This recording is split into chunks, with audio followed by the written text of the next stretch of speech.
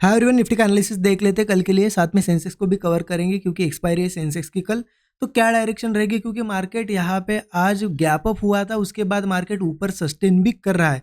तो क्या अगेन यहाँ से ऊपर के साइड जाएगा या फिर नीचे आ सकता है, ये हम चार्ट से समझ लेंगे। लेवल्स भी डिस्कस करेंगे कि कहाँ पे ट्रेड्स हमें प्लान करने, और ये भी डिस्कस करते कि आज के दिन हमने कहाँ ट्रेड प्लान किया, क्या हमारा एनालिसिस था। ठीक है, शॉर्ट में डिस्कस करेंगे।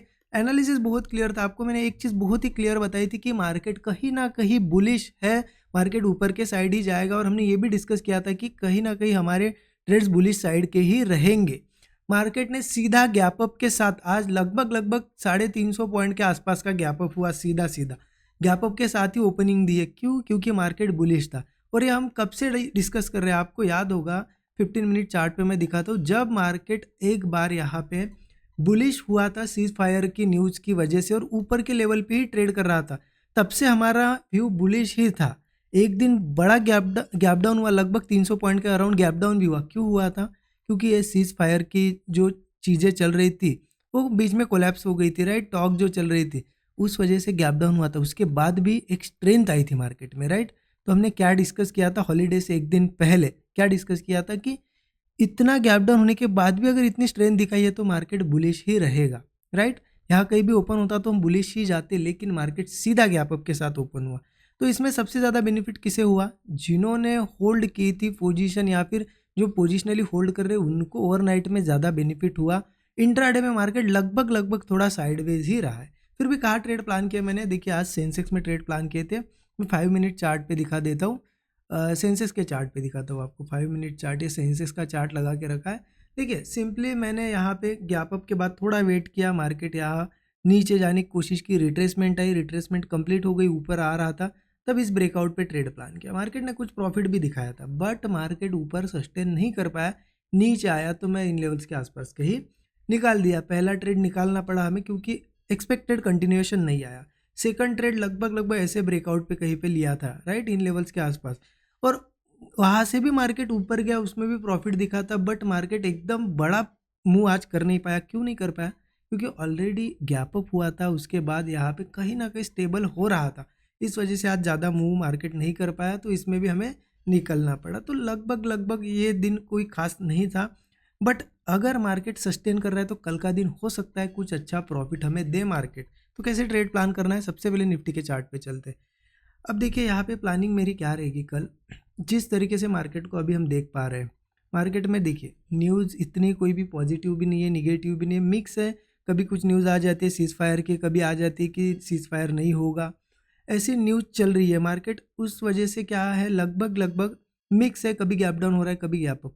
बट ओवरऑल आप एक ट्रेंड अगर देखोगे ना, डेली चार्ट पे अगर हम देखें यहाँ पे, तो इन लेवल्स के आसपास से मार्केट ने जैसे ही है 22,400 के आसपास, 300 के आसपास सपोर्ट जो लिया है, ऐसा स्ट्रक्चर बना के गैप अप हुआ था, उसके बाद ऐसा स्ट्रक्चर मतलब एक कंटिन्यूएशन में जाते हुए हमें दिख रहा है।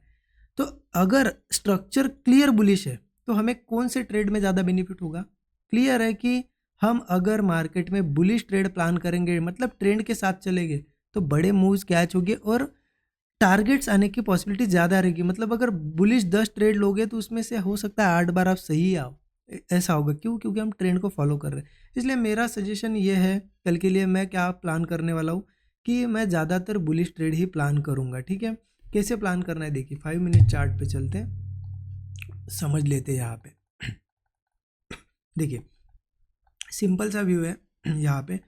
मार्केट कहीं ना कहीं लास्ट लास्ट में थोड़ी सी सेलिंग दिखा के क्लोज हुआ है, बट कहीं भी अभी तक इतनी ज़्यादा स्ट्रेंथ के साथ सेलिंग नहीं हुई है जिससे हम कह सकें कि गिरेगा। तो ये एक रेजिस्टेंस अभी बना हुआ है मार्केट में 24,280। मेरा व्यू ये है कि मार्केट अगर फिर से यही कहीं इसके आसपास या इसके थोड़ा नीचे भी ओपन होता है और ऐसा फिर से सस्टेन करके कोई ब्रेकआउट वगैरह बनाता है या फिर ऐसा कोई ब्रेकआउट हमें दिखता है, तो मैं बुलिश जाने के लिए रेडी हूँ। ठीक है, अगर छोटा मोटा गैप अप भी होता है 280 के ऊपर और सस्टेन कर पाता है और ब्रेकआउट्स बनाता है, तो मेरा व्यू बुलिश ही रहेगा। मतलब इन लेवल्स के पास मार्केट सस्टेन कर रहा है, अगर फिर से ओपन होता है तो स्ट्रेंथ हो सकती है मार्केट में और बुलिश ट्रेड लेने में ज़्यादा बेनिफिट रहेगा। ठीक है, हाँ अब देखिए मार्केट क्या हो रहा है कि कभी भी बड़ा गैप अप गैप डाउन हो जाता है। अगर इन केस बड़ा, हाँ टारगेट कहाँ तक का रहेगा, अगर यहाँ कहीं प्लान करते 24,400 तक तो ईजिली मार्केट आ सकता है। और अगर थोड़ा बड़ा गैप अप भी हुआ यहाँ से 100-200 पॉइंट भी हुआ या फिर उससे भी ज़्यादा बड़ा हुआ, तो फिर देखिए अभी जो ट्रेंड चल रहा है उस हिसाब से हमें गैप अप के बाद भी जाना चाहिए बुलिश ही, लेकिन थोड़ा सा सोच समझ के। ऐसा नहीं कि गैप अप हुआ तो सीधा ही कॉल ले लिया, वेट करो, थोड़ा देखो, आधा घंटा 1 घंटा मार्केट को ऑब्जर्व करो क्या करता है। अगर रिट्रेस करता है उसकी रिट्रेसमेंट कंप्लीट होने दो, जब वो सपोर्ट बनाने लगेगा फिर ब्रेकआउट्स बनाने लगेगा तब ट्रेड लेना। अदरवाइज हो सकता है बड़े गैप अप के बाद थोड़ा बहुत रिट्रेस करे और साइडवेज ही हो जाए या थोड़ा सा सेलिंग भी दिखा दे, क्योंकि मार्केट कभी भी ऐसा कंटिन्यू बुलिश भी नहीं जाता, राइट, रिट्रेस करता है। तो इसलिए थोड़ा देख के ही प्लान करना। सेलिंग का गैप अप के बाद इतना कुछ मेरा प्लान है नहीं। हाँ, अब क्या मार्केट गिर नहीं सकता? देखिए एक पॉसिबिलिटी ये भी है कि यहाँ कहीं ओपन होकर मार्केट कल गिरने भी लगे। क्यों? क्योंकि हो सकता है रिट्रेसमेंट आए मार्केट में, लेकिन अभी आप स्ट्रक्चर के हिसाब से देखोगे तो स्ट्रक्चर अभी चेंज नहीं हुआ है। स्ट्रक्चर कब चेंज होगा? मार्केट ऐसा गिरेगा, फिर थोड़ा ट्राई करेगा ऊपर जाने की, फिर से सेलिंग आएगी, ऐसा जब बनेगा तब हम कह सकते हैं हाँ स्ट्रक्चर अब चेंज हुआ है, अब हमें सेल करना है। लेकिन उसके लिए एक दिन का हमें ये मूव मिस भी करना पड़ेगा, क्योंकि तभी जाके समझ में आएगा स्ट्रक्चर चेंज हुआ। आप एक छोटी सी 1-2 रेड कैंडल में सेलिंग तो नहीं कर सकते, तो एक दिन का सेलिंग मूव मिस भी हो सकता है। बट मैं ऑब्जर्व करूंगा, स्ट्रक्चर पहले बनने दूंगा, नेक्स्ट डे से सेल करूंगा, ठीक है, ये मेरा व्यू रहेगा। हाँ, इंस्टेंट सेलिंग मैं तभी करूंगा अगर मार्केट, क्योंकि देखिए यहाँ पे इंस्टेंटली सेल कर नहीं सकते, मार्केट को एक दिन स्ट्रक्चर बनने देना पड़ेगा हमें, राइट, नेक्स्ट डे से सेलिंग कर सकते इंस्टेंट। हाँ, लेकिन बाइंग हम कर सकते हैं। मान लो यहाँ कहीं ओपन हुआ या छोटा मोटा गैप डाउन हुआ, सपोर्ट बन गया, क्योंकि मार्केट में ओवरऑल स्ट्रक्चर बुलिश है, सपोर्ट बना और ब्रेकआउट बना तो बुलिश हम ट्रेड लेंगे। अगर इंस्टेंटली सेल करना है उसके लिए मार्केट में गैप डाउन चाहिए हमें। अगर बड़ा कुछ गैप डाउन होता है, कोई न्यूज़ रहती है बड़ा गैप डाउन होता है 400-500 पॉइंट के ऊपर का, और मार्केट सस्टेन कर पाता है, नीचे फ्रेश ब्रेकडाउन बनाता है, तब जाके मैं सेल करूंगा कल। अदरवाइज स्ट्रक्चर जब तक सेलिंग का नहीं बनेगा सेलिंग नहीं करूंगा, ठीक है, सिंपल है। ऊपर का टारगेट मैंने बता दिया 24,400 तक तो इजीली आ सकता है, अगर यहाँ कहीं मिलता है तो सीधा गैप अप होता है इसके आसपास तो फिर ये इसके ऊपर भी जा सकता है, ठीक है। हाँ, रही बात अब सेंसेक्स की। सेंसेक्स में क्या करना है? देखिए सेंसेक्स और निफ्टी का चार्ट लगभग सेम चलता है, कॉपी पेस्ट करता है एक दूसरे को, इसलिए सेंसेक्स में ऐसा कोई खास तो एनालिसिस करने की ज़रूरत नहीं। लेकिन सेंसेक्स भी लगभग गैप अप के बाद साइडवेज ही है, रेंज में है, इसलिए सेंसेक्स में भी अगर कोई ऐसा स्ट्रक्चर बनता है यहाँ पे कल तो बुलिश हम जाएंगे। गैप अप के बाद भी अगर सस्टेन कर पाता है, ब्रेकआउट देता है तो बुलिश जाएंगे। सेंसेक्स की अगर बात करें तो 78,700 78,900 इन लेवल्स के आसपास रेजिस्टेंस है ऊपर, तो यहाँ से हम लेते हैं ट्रेड, तो यहाँ तक हमें अच्छे टारगेट मिल जाएंगे। और सेलिंग कब करनी है?